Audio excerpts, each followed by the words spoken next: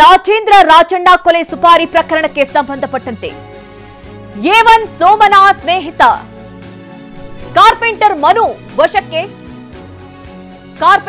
ವಶಕ್ಕೆ ಪಡೆದಿದೆ ತನಿಖಾ ತಂಡ.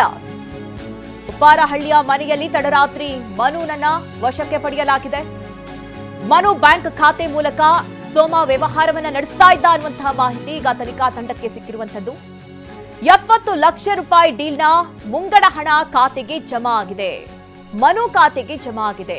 ರೈತ ಕಾರ್ಪೆಂಟರ್ 5 ಲಕ್ಷ ಏನು ಅಡ್ವಾನ್ಸ್ ಅನ್ನ ಪಡ್ಕೊಂಡಿದ್ದ ಅಂತ ಹೇಳಲಾಗ್ತಾ ಇತ್ತು. ಅದು ಕಾರ್ಪೆಂಟರ್ ಮನು ಖಾತೆಗೆ ಜಮಾ ಆಗಿತ್ತು.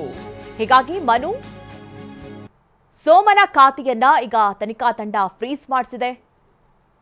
ಆ ಕುರಿತಂತೆ ವಿಚಾರಣೆ ಕೂಡ ನಡೀತಾ ಇರುವಂತದ್ದು. ನೋಡಿ, ಎ1 ಆರೋಪಿ ಸೋಮ ಇನ್ನೂ ಕೂಡ ಸಿಕ್ಕಿಲ್ಲ, ಎಸ್ಕೇಪ್ ಆಗಿದ್ದಾನೆ. ಈಗಾಗಲೇ ಈ ಪ್ರಕರಣಕ್ಕೆ ಸಂಬಂಧಪಟ್ಟಂತೆ ಹಲವರನ್ನ ಪೊಲೀಸರು ವಶಕ್ಕೆ ಪಡೆದಿದ್ದಾರೆ, ವಿಚಾರಣೆಯನ್ನ ನಡೆಸ್ತಾ ಇದ್ದಾರೆ. ಇದೊಂದು ಗಂಭೀರ ಪ್ರಕರಣ ಅಂತ ಹೇಳಿ ಪರಿಗಣಿಸಿ ತನಿಖೆ ಚುರುಕಾಗಿ ನಡೀತಾ ಇದೆ. ಏನು ರೌಡಿ ಶೀಟರ್ ಸೋಮ 70 ಲಕ್ಷಕ್ಕೆ ಡೀಲನ್ನ ಒಪ್ಕೊಂಡಿದ್ದ, 5 ಲಕ್ಷ ಹಣವನ್ನ ಮುಂಗಡವಾಗಿ ಪಡ್ಕೊಂಡಿದ್ದ. ಆ ಹಣ ಹೋಗಿರೋದು ಕಾರ್ಪೆಂಟರ್ ಮನು ಅವನ ಖಾತೆಗೆ.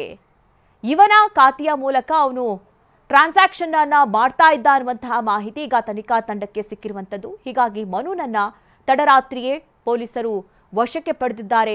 ಆತನ ವಿಚಾರಣೆಯನ್ನ ನಡೆಸ್ತಾ ಇದ್ದಾರೆ.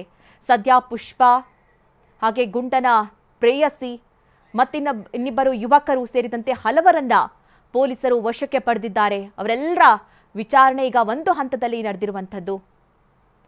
ಯಾರಿಂದ ಈ ಸುಪಾರಿ ಸಿಕ್ತು, ಯಾರು ಈ ಸುಪಾರಿ ಕೊಟ್ಟಿದ್ದು, ಹಣ ಯಾರು ಕೊಟ್ಟರು, ಎಲ್ಲಾ ವಿಚಾರಕ್ಕೆ ಸಂಬಂಧಪಟ್ಟಂತೆ ತನಿಖೆ ನಡೀತಾ ಇದೆ.